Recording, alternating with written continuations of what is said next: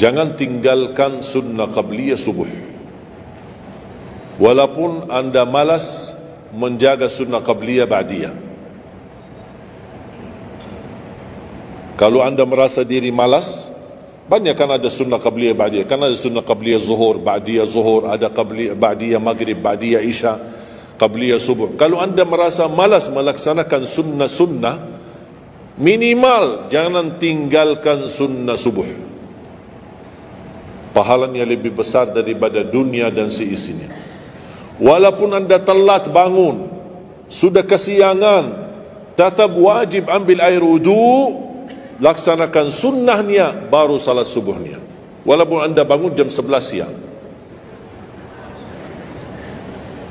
tetap banyak orang karena ketiduran dan terlewat waktunya, dia tidak salat subuh. Terus ini hutang, wajib bayar, dan tidak bisa besok ganti subuh 2 kali. Tidak ada di dalam agama. Subuh, ya udah, ya Allah, nawaitu salat subuh yang kemarin karena saya ketiduran lillahi ta'ala. Udah bisa. Apa kata ini? Bukan, mohon maaf, ini bukan kata saya supaya orang jangan ini pendapat baru. Bukan kata saya, tapi kata Rasulullah SAW. Bukan kata Majlis Ulama Indonesia, bukan kata saya, bukan kata siapa-siapa. Kata Rasulullah sallallahu alaihi wasallam di hadis yang sahih, "Man nama an salatin aw nasiyaha falyusalliha mata dzakaraha, la kaffarata laha illa dzalik." Ya Allah, terima kasih ya Rasulullah. Sepertinya Rasul sudah diberitahu umatnya bakal ketiduran banyak dari salat. Makanya sudah diberikan solusi. Seandainya ketiduran, ini juga kata Rasulullah, "Man nama an salatin." Silahkan nanti anda pas pulang buka di Google, biar lihat sanad hadisnya ini. Oh, ini Syekh Aliku bawain hadis yang dah benar. Silahkan. Tahu, kenal enggak Syekh Google? Syekh Google kenal? InsyaAllah semua ilmu dia tahu. Tinggal masukin aja. Barang siapa yang ketiduran dari salat, hadis, terus klik, dia keluar. Semua dasarnya apa itu dijelaskan. Semua. Mau bahasa Arab ada, mau bahasa Indonesia ada, mau bahasa Inggris pun ada. Syekh Google hebat. Man nama an salatin aw nasiyaha falyusalliha mata dzakaraha, la kaffarata lahu illa dzalik. Barang siapa yang ketiduran, coba ketiduran. Tidur menurut ulama dianggap uzur.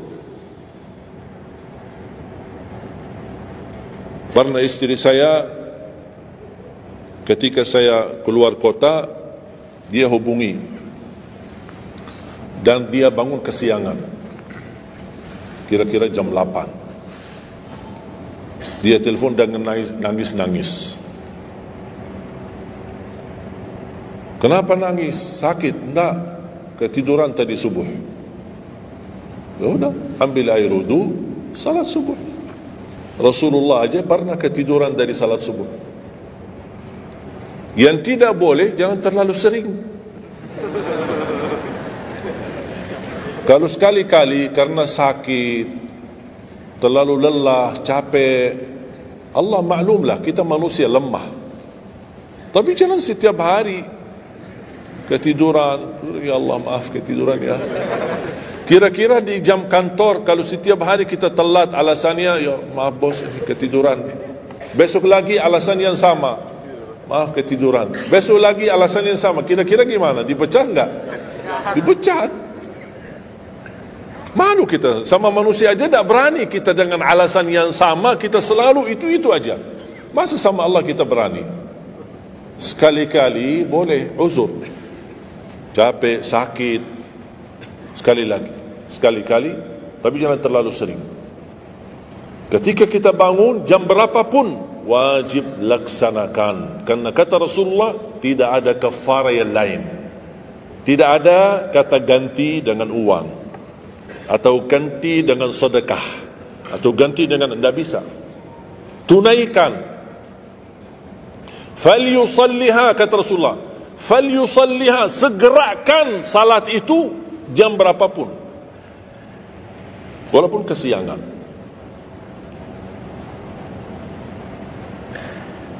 Jelas? Sering ya ketiduran ya? Saya juga berapa kali ketiduran. Bukan berarti saya tidak pernah ketiduran, berapa kali. Bisa ada orang habis tahajud, terlalu lelah, capek, dia mau hanya istirahat saja di atas sajadahnya. Pas bangun sudah jam 7. Padahal Masya Allah tahajud. Semangatnya tahajud tapi ketiduran salat subuh.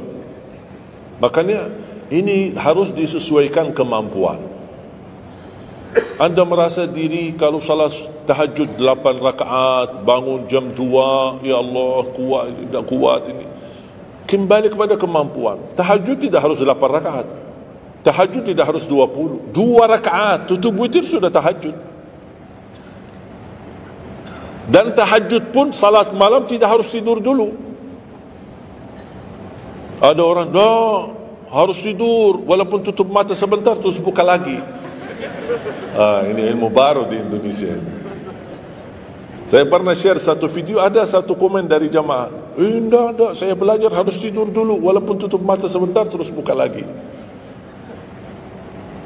Kembali kepada kemampuan. Ada yang biasa tidur, bangun tengah malam, sepertiga akhir, itu lebih afdal. Tapi ada yang tahu dirinya, kalau saya tidur mana bisa bangun. Udah, mendingan daripada tidak ada tahajud malam itu, mendingan kita salat. Dan ini bukan kata saya, dan bukan kata ulama, tapi kata Rasulullah sallallahu alaihi wasallam. Sebagaimana di hadis yang sahih kata Abu Hurairah radhiyallahu an, pernah Rasulullah menwasiatkan aku jaga witir sebelum tidur. Berarti Rasul mengizinkan kita melaksanakan ibadah salat malam, di antaranya witir sebelum tidur. Umar bin Khattab radhiyallahu anhu punya kebiasaan witir sebelum tidur. Ditanya, kenapa witir sebelum tidur? Dia kata, saya takut meninggal dunia dalam keadaan tidur, belum tertulis nama saya sebagai ahli witir. Saya punya kebiasaan, habis pulang ke rumah, sebelum tidur ambil air wudu, salat 2 rakaat sunnah wudu, kemudian salat 2 rakaat muqaddimah witir, kemudian 1 rakaat witir, baru saya tidur. Kalau dapat bangun lagi, alhamdulillah bisa tahajud, tapi tidak boleh witir lagi karena sudah witir duluan. Sudah faham? Sederhana enggak Islam ini? Sederhana. Banyak orang yang berkeinginan tahajud, berkeinginan satu witir, tapi kan harus tidur. Saya orang yang berat tidur. Kalau saya tidur mana bangun lagi? Udah, kesempatan bisa anda laksanakan sebelum tidur. Ada orang yang memang tidurnya aja akhir, jam 12, jam 1 baru dia bisa tidur. Yang mendingan daripada tidak salat malam sama sekali, mendingan salat dulu baru tidur. Dapat bangun, alhamdulillah. Tidak dapat bangun, sudah tertulis namamu, sudah salat, sudah ahli witir. Inna allaha witir, yuhibbul witir, fa'autiru. Allah maha witir, Allah maha witir, Allah cinta witir, jagalah witir. Dan ini termasuk 2 sunnah yang Rasul tidak pernah tinggalkan, sunnah subuh sama sunnah witir. Sakit, sehat, mukim, di dalam kota, musafir, keluar kota, perang, aman, damai, tetap tidak pernah tinggalkan 2 sunnah itu, sunnah subuh sama sunnah witir. Itu kebiasaan Rasulullah SAW.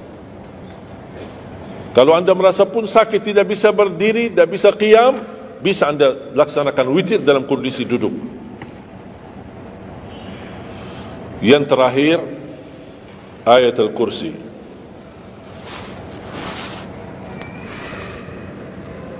Jangan tinggalkan ayat al-kursi lepas salat.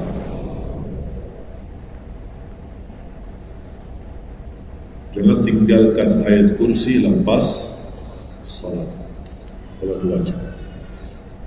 Sama ketika mau tidur, cuma 1 ayat, tapi tahu nggak pahalanya apa? Kan habis salat kan ada zikir-zikir lah, istighfar, tasbih dan yang lain-lain. Di antaranya baca ayat kursi. Tahu nggak pahalanya apa? Ada yang pernah baca pahalanya apa? Barang siapa yang membaca ayat al-kursi setiap habis salat fardu, laisa bainahu wa bainal jannati illa an yamut. Tidak ada sesuatu yang mampu menghalanginya masuk surga kecuali menunggu mati. baca ayat kursi. Dan ketika mau tidur, lagi buru-buru, ada meeting, ada rapat, ada urusan mendadak, habis salat, astaghfirullah, astaghfirullah, astaghfirullah, Allahumma antas salam wa minkas salam, sampai selesai langsung baca ayat kursi. Terus subhanallah itu yang lain-lain gimana? Dapat apa? Sambil jalan naik motor, subhanallah, subhanallah, subhanallah, subhanallah, sambil jalan. Subhanallah ada riwayat 33, ada riwayat 25, ada riwayat 10, minimal 10. Subhanallah 10 kali, Alhamdulillah 10 kali, Allahu Akbar 10 kali. Itu yang paling sederhana. Saya bagikan ini, biasanya kalau saya isi di kementerian atau di pejabat, saya kasih zikir-zikir begitu. Pak, subhanallah cuma 10 kali. Biasanya kita tahu 33, lah ini khusus buat pejabat. Yang penting zikir, supaya jangan tinggalkan. Zikir. Banyak orang sibuk, mendadak ada urusan, udah zikir, subhanallah cuma 10 kali. Subhanallah 10 kali, Alhamdulillah 10 kali, Allahu Akbar 10 kali. Itu paling cepat. Subhanallah. Ternyata di dalam agama ada yang juga hemat. Hemat sederhana tapi pahalanya tetap besar dan dikurangi. Tidak ada pahala yang hemat. Semuanya pahala sempurna, semuanya pahala agung, sempurna dan luar biasa dahsyat balasan Allah Subhanahu wa taala. Makanya jangan disia-siakan. Yang sederhana ini, makanya saya buat buku 20 amalan ringan tapi pahalanya sangat menakjubkan. Karena selama saya di Indonesia, saya sudah tahu prinsip orang Indonesia. Orang Indonesia tidak suka yang ribet-ribet. Yang ribet-ribet tidak suka, yang susah-susah tidak suka. Orang Indonesia mau mudah yang ingat, mudah dihafal, mudah diamalkan dan masuk surga. Itu orang Indonesia. Ya, jadi yang susah-susah, oh iya, gimana ini suruh baca 1000 kali? Mana ada waktu 1000 kali? Baca ada sudah 100 kali, udah ngantuk. Saya kasih yang sederhana. Kenapa saya kasih? Karena kemampuan beda-beda. Ada yang tekadnya tinggi, kemampuannya luar biasa dahsyat, bisa ribuan kali dia berzikir, dia silakan. Tidak ada yang melarang kita berzikir, bebas berapapun. Tapi ada yang malas. Udah. Jadi alhamdulillah di dalam ajaran Islam kita ada malas ya ini malas. Makanya saya bikin 20 amalan dan ini buku 20 amalan ringan. Pahalanya sangat menakjubkan. Pahalanya sangat besar walaupun amalannya ringan, mudah, sederhana. Dan buku ini hanya laku di Indonesia dan laku di Arab. Karena cocok dengan budaya Indonesia, saya sudah hafal. Sama dengan bacaan. Mohon maaf tadi kepanjangan insya-Allah. Pas begitu saya ingat merindukan kota Madinah, suasana Madinah. Pas di rakaat yang kedua saya, saya di Indonesia. Makanya saya tidak jadi panjang rakaat kedua, biar lebih cepat. Karena memang budaya ini tidak bisa panjang-panjang, lama-lama tidak bisa.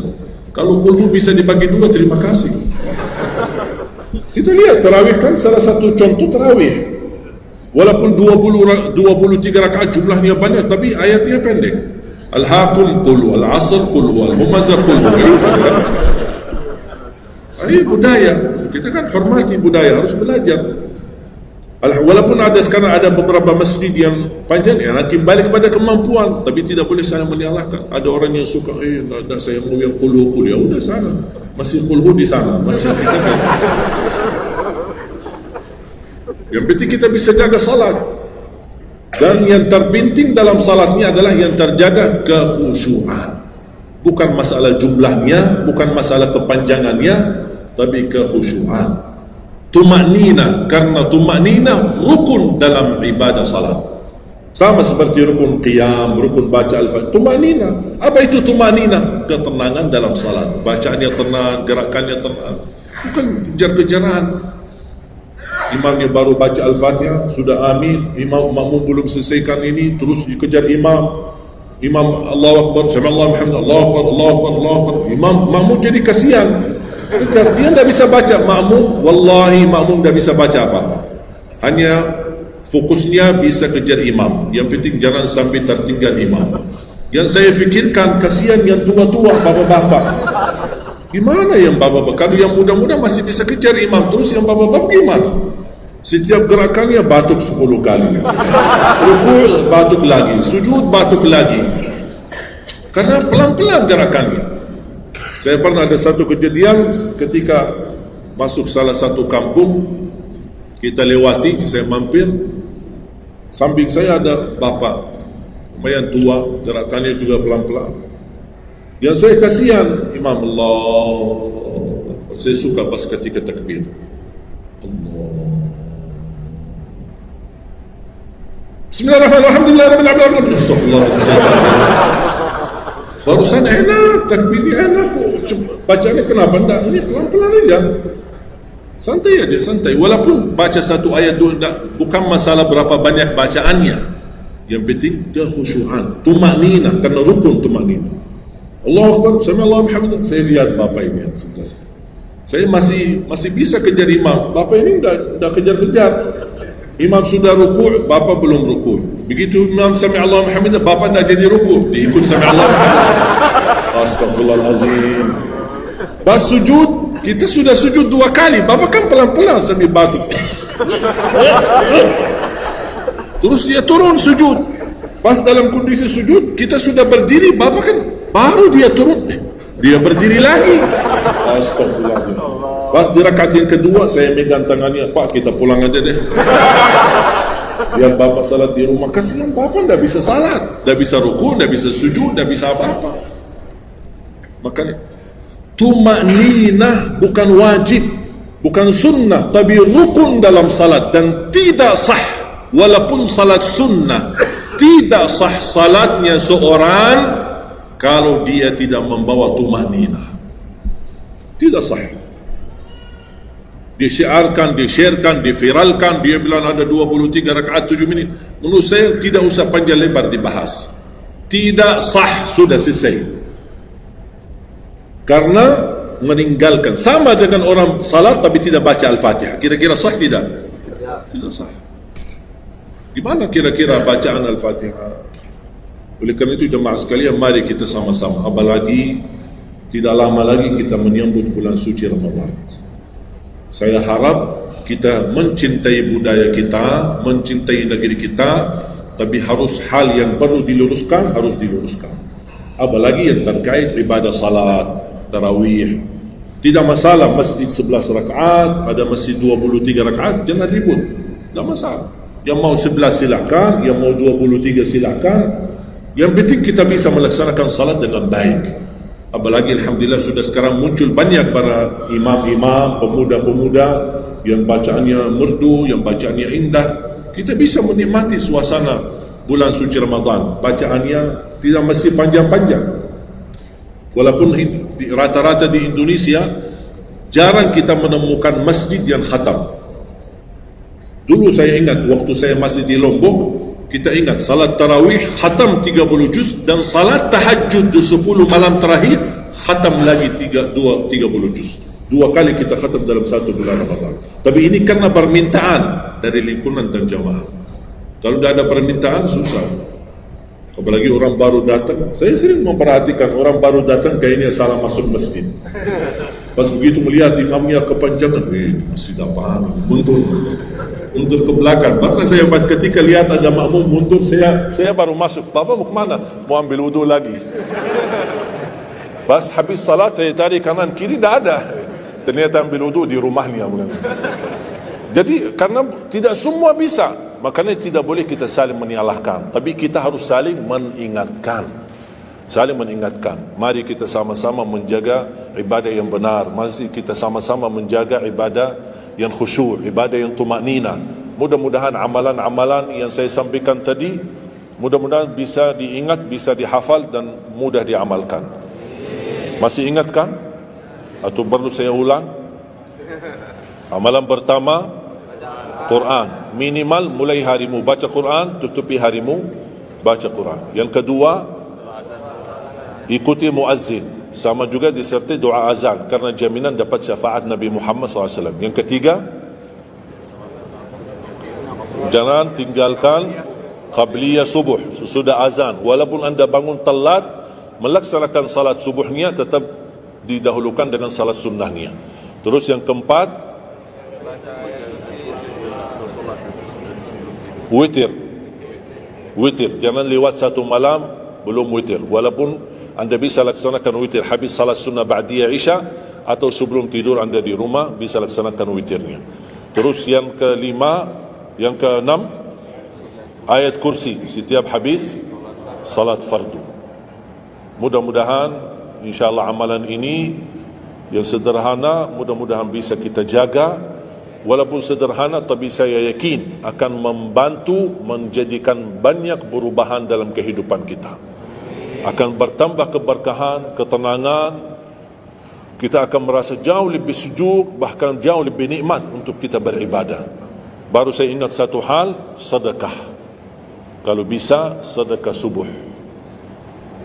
Pengalaman saya, dari semua belajaran yang saya belajari, saya menemukan sedekah semua waktu baik.